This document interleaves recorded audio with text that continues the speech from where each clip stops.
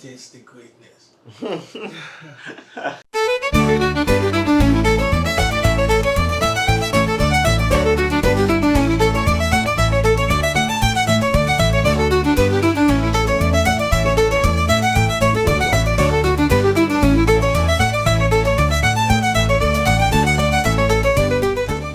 It still works. There's the payphone. Like a traditional pub would have this kind of vibe to it, right? Yeah, it's quite impressive what you put together, and I really do appreciate the vibe because most of this aesthetic that I see here, Yeah. mostly on TV. So being around this really makes me feel a little bit of Ireland, Thank a you. little bit of Dublin, because yeah, I do have friends there, Yeah. pictures and stuff. They do send. Yeah, it looks similar. Yeah, we tried to make it as close to it as possible. But not even just the aesthetic of it. I think the feel of it too when people are in here and the interactions with people, and it's very small, right? So you could be sitting here and there's a group sitting here, and you see as the night progresses that these people start talking to those people and kind of become local friends as well, right? So Brings people together. yeah, I think that's the whole point of a pub too, is to bring people together. This is cool. This is cool for in terms of community engagement.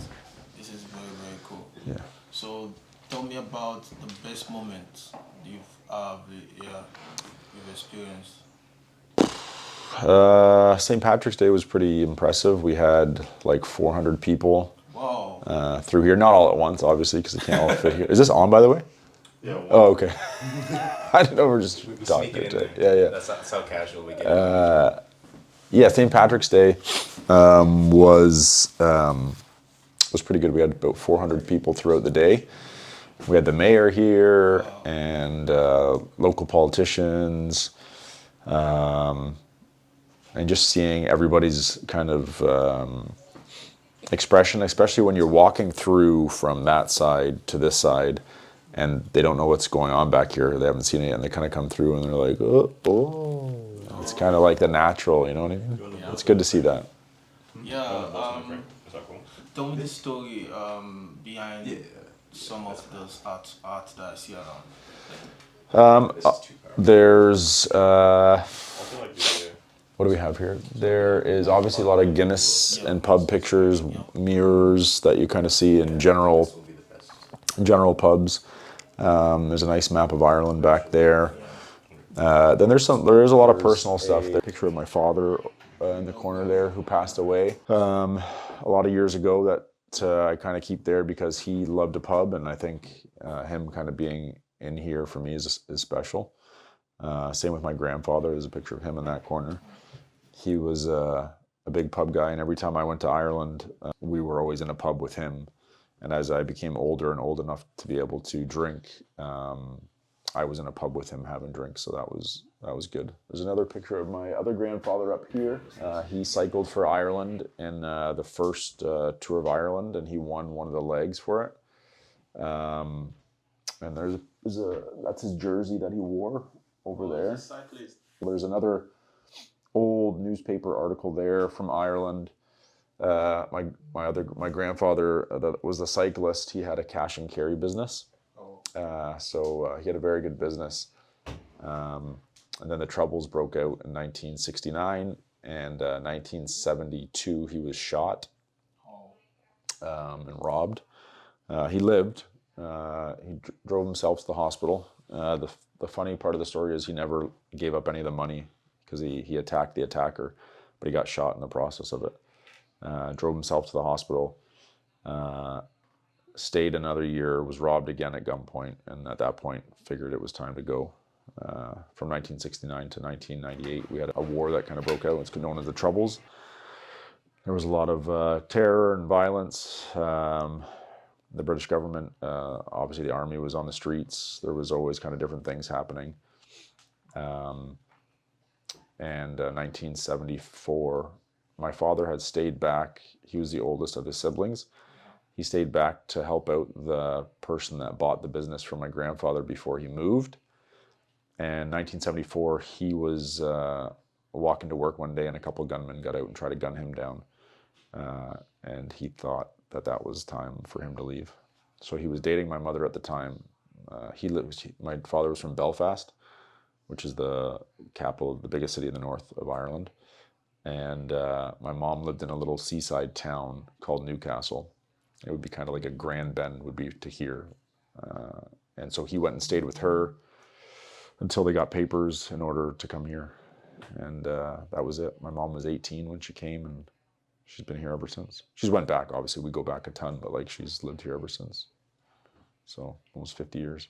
I think it's cool too in Ireland because, like, you know, Chinese, Indian restaurants, and they're all kind of amalgamated. There's always a chips involved. There's always chips in every meal over there. Like I'll go for pizza with my cousins, and there's chips. Like every restaurant does it with curry sauce. And it's yeah. The food is really good there. A lot of people think it's obviously there's deep fried stuff and there's some stuff that's not good for you, but Ireland's pub food culture has come so much in the last 15, 20 years.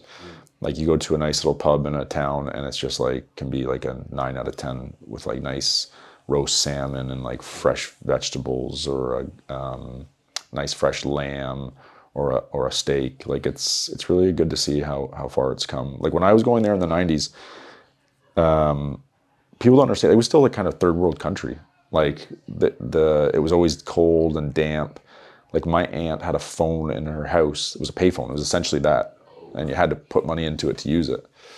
They lived in a housing estate, and it was just like, yeah, it was always cold. It was always damp. You had immersion, which is like to heat up your water before you use it. Like they didn't have just like turn the water on, it was hot. Maybe some of the upper scale area parts did, but not just the general population. So yeah, it's good to see it's changed a lot. And Irish people, like when I was going there when I was younger, we were like we were the, you know, what's the word I'm looking for?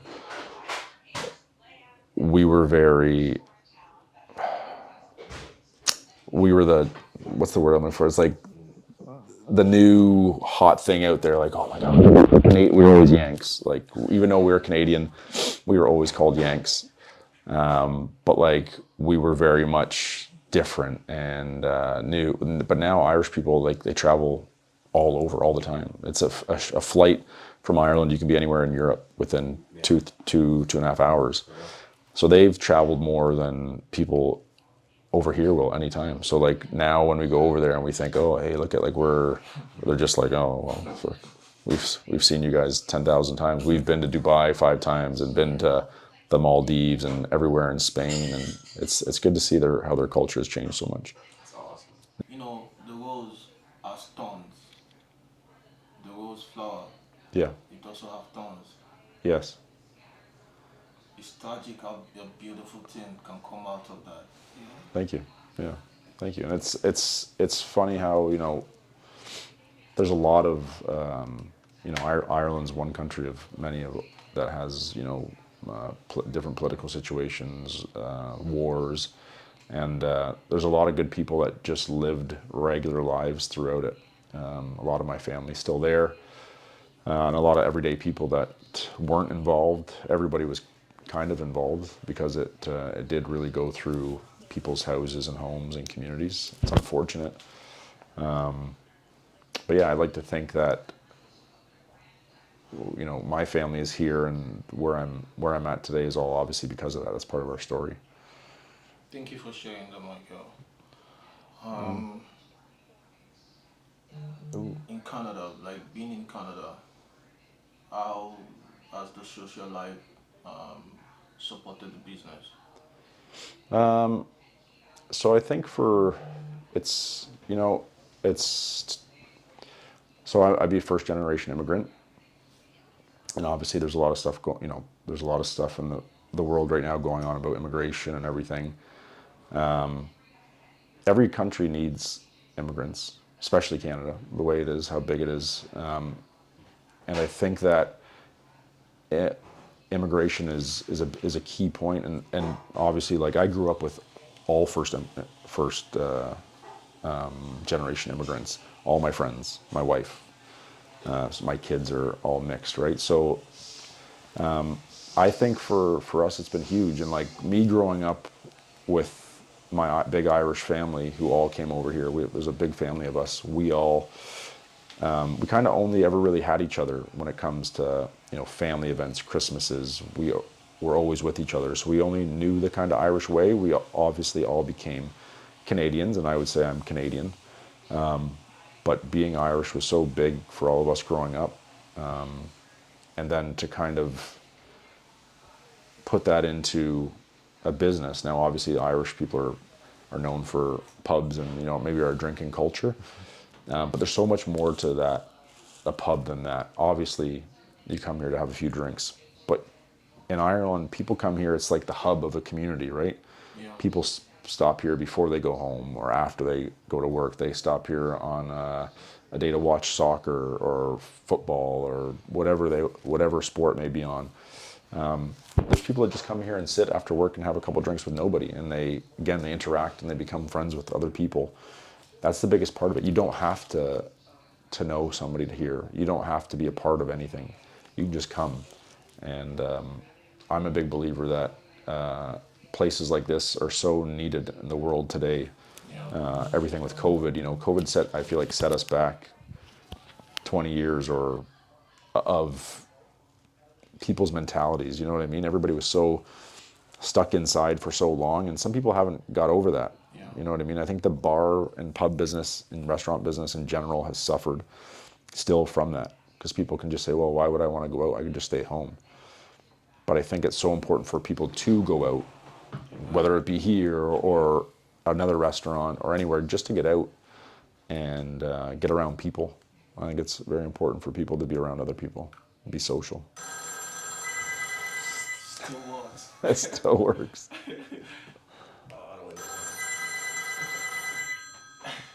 There's the payphone. How old is the payphone? Oh, I don't even know. It's got to be 20 something odd years old. Do you have frequent programs?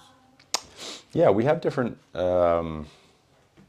have like today's Wednesday, so we have like Wine Wednesday. It's like $5 a glass of wine, and then every day we have a toasty and a beer special. A toasty is like an Irish grilled cheese with ham in it. It's $15. So like I think even price point, like that's we try to be reasonable. Our pints are all priced.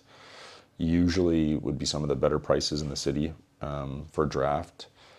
And we have pub quizzes. We did a whiskey tasting, our first whiskey tasting last week. We did our first pub quiz last month. We have another pub quiz coming up. We have our patio coming up. And there'll be other days starting. When we first opened, it was a bunch of every day there was something. And then we kind of blew up, and it just kind of all got pushed to the wayside because we were just so busy. We didn't know if we were coming or going. So now that I think we've kind of got on a normal path of business and the summer coming, we'll start to do other things and try to get that going. Because this was like an investment, it was a passion project for myself. And to kind of see it blossom the way it has been special for me. So yeah, we're learning as we go. We're not perfect, but yeah, we're just trying to do our best to make it a good place for people in the community to come. So I think we're just trying to take it day by day and see what works. Yeah. That's awesome. Really do. Yeah, really is. I do have a couple questions. No, actually, not even questions, just cool points, because that community feel, especially you talking about not just pub culture, but what it also brings for like a community. Yeah. And the first time I actually got to see that was when I went to Ireland for the first time last year. And you go outside of like the main neighborhoods in, let's say, like Dublin, and you just go to like a regular working class neighborhood, and they're just like right there, and you see like everyone that's in the community is there sharing a pint, having conversations, and it just felt so cool to see community come together in that way, like throughout the week, throughout the day. Yeah. It's just people just hanging out. Sometimes they're not even in the pub; they're outside of the pub, Yeah. Just like they have those little railings. Yeah. Just put your pint right Yeah. there. Well, I think that was the big attraction for this building was that it's a commercial building in a residential neighborhood. And in Ireland, you see that a lot. Just a neighborhood, and then there's a pub or a shop. You don't see that as much here. Maybe in older parts of the country, like there's neighborhoods in Toronto and stuff like that, that you see more of that. Even obviously some in London. But I kind of envision this place to be that for people, that they can just, out walking their dog, can pop in for a pint or two or meet somebody. So yeah, the summer's going to be big for us.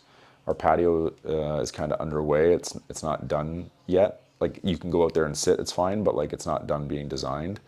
We just haven't got a couple of days of sunshine, like just sun and rain, sun and rain. Once that's done, it's going to look really good and it's going to be special. Oh yeah. Like the Curry, everything's curry. Yeah. Chips, there's always chips. curry, the chips.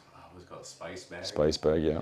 We did a spice bag here for St. Patrick's Day, and then after a little bit, it was really good. That's gonna be we're working on a new menu for the bag lady side. I think it's cool too in Ireland because, like, Chinese, Indian restaurants, and they're all kind of amalgamated. There's always a chips involved. There's always chips in every meal over there. Like I'll go for pizza with my cousins, and there's chips. Like every restaurant does it with curry sauce, and it's yeah.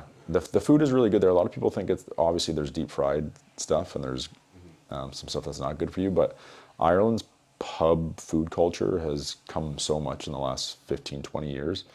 Like you go to a nice little pub in a town and it's just like, can be like a 9 out of 10 with like nice roast salmon and like fresh vegetables or a nice fresh lamb or a steak. Like it's really good to see how far it's come. Like when I was going there in the 90s, people don't understand. It was still a kind of third world country. Like it was always cold and damp. Like my aunt had a phone in her house. It was a payphone. It was essentially that, and you had to put money into it to use it. They lived in a housing estate, and it was just like, yeah, it was always cold. It was always damp. You had to like immersion, which is like to heat up your water before you use it. Like they didn't have just like turn the water on, it was hot. Maybe some of the upper scale area parts did, but not just the general population. So yeah, it's good to see it's changed a lot.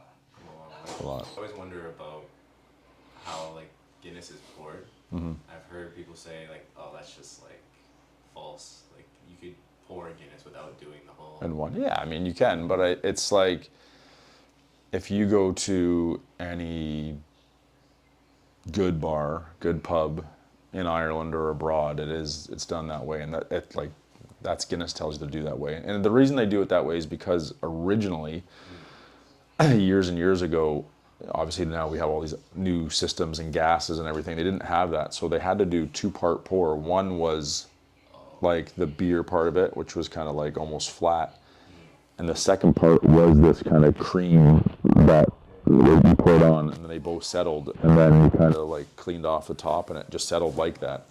So originally it was a 2-part pour. Now they've set it up that way, and Guinness has done probably the best job of any beer in the last 20 years with marketing when it comes to obviously branding, marketing, the whole splitting the G thing. Like that's kind of been the whole craze the last couple of years. Like, and I've seen it in here where there's like, you see like younger girls or even older ladies, all ages, sexes, whatever, and they're all drinking Guinness. Where like when I was younger, like you wouldn't have seen anybody. That would have been the last thing anybody would have drank because it's like, oh, it's like hard and heavy. But yeah, it's weird to see how it's kind of changed so much where it's become the very in vogue thing. And we would sell Guinness like 5-1 over everything. My grandfather drank at the same bar for 50 years, and he would always have, Guinness, and then maybe after like Guinness number 3, he'd get like in Ireland we call it, well, where we're from, it's called a halfin, which is a shot essentially, and it's he would just have that there and have a whiskey with the pint, and then after probably maybe 3 pints, he would just kind of switch to whiskeys and start drinking that. But yeah, yeah, good. It's good to see that that culture hasn't changed a ton there. It's still very much that way there. Obviously, there's been some different, like when I was there maybe 8 or 9 years ago, it was a big gin craze where like every pub had a gin bar with like 50 different gins in it. And to see it kind of now is it's kind of very petered off, and now it's kind of went back to just pints, and cocktails are always big there. My cousin owned a restaurant there for years, a very nice one, and cocktails for him were always the biggest. So, tell me about a beautiful moment in Ireland. Beautiful moment. Oh man, there's a lot. Like I think the first time I brought all my family there, like my wife and kids, for me is the best. Like I'm not a big fan of flying. So usually like when we're getting like, when you can kind of see that you're like 45 minutes before you land, I start to get kind of excited and happy because I'm like, okay, at least if we go down now, we might hit the ground instead of the ocean. So usually when we land and then we get up to my hometown, which is about 2 hours from the airport, that first day is like pure energy out of me. Like I'll stay awake because I'm just so happy. I want to see this person. I want to see that person. I want my kids to go to this ice cream shop that I went to, and I want them to go to this restaurant that I go to. So, or this amusements, which is like an arcade. So for me, like having them there is really always special because I know I can remember being their age, being there, and that I feel like I've made it because now I brought them with me. So for me, that's always the best thing. Everything else, like I don't need to travel much when I'm there. I can just sit in my own little hometown and walk up and down the street and just enjoy it. That's really cool. Yeah. Yeah, you mentioned ocean. Mm-hmm. Do you have like do you go to the ocean? So my town is right on the sea, the Irish Sea. So like I'll go swimming in the sea almost every day when I'm there. My cousin who lives up by the harbor goes sea swimming every day of the year, no matter what, winter, summer, fall. He's always in there swimming. And when I'm there, if I'm there by myself or with maybe one or two of my kids, I'll stay up there with him, and I'll always go in there swimming with him. And it's cold. It's always cold, but you feel so good when you get out. It's very hard getting in, but when you get out, it's always very good. What would you say the drinking culture is there compared to Canada? Do you think they can keep up? Canada? Yeah. Can Canada keep up with Ireland, or Ireland keep up with Canada? Can Canada keep up with Ireland?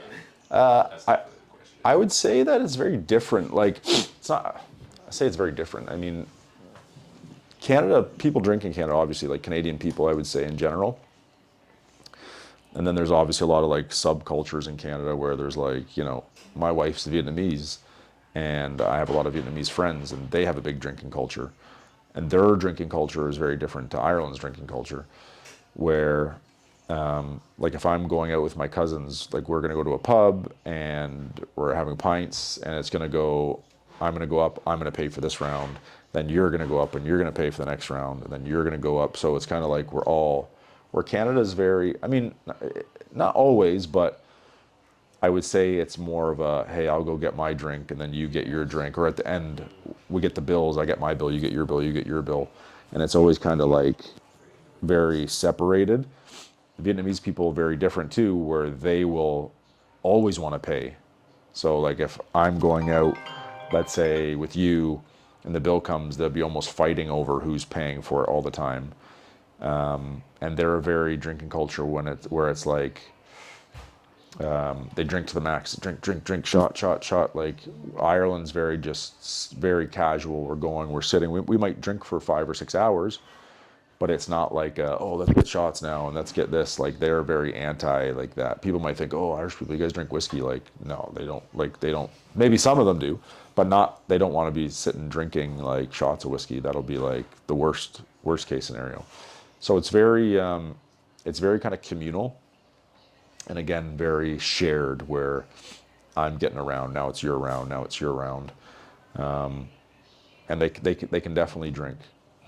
So actually, the funny part is, Nigeria per capita drinks the most Guinness in the world. Yeah, my house is not like far away from the breweries. Yeah, there's 3 of them. Huge. Taking over like one huge studio. One which is like a stronger. Yeah, if it's not strong, they're not. Yeah, it's not like this one where it's nice and creamy. Oh, you guys Do you want one? like a phone? Good. Okay, where do I? No, it's fine. Oh, thank you.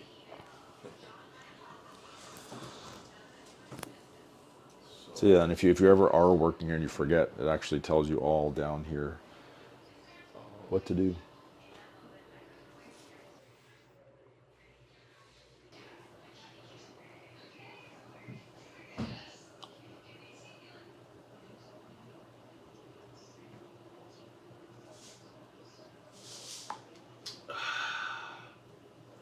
Taste the greatness.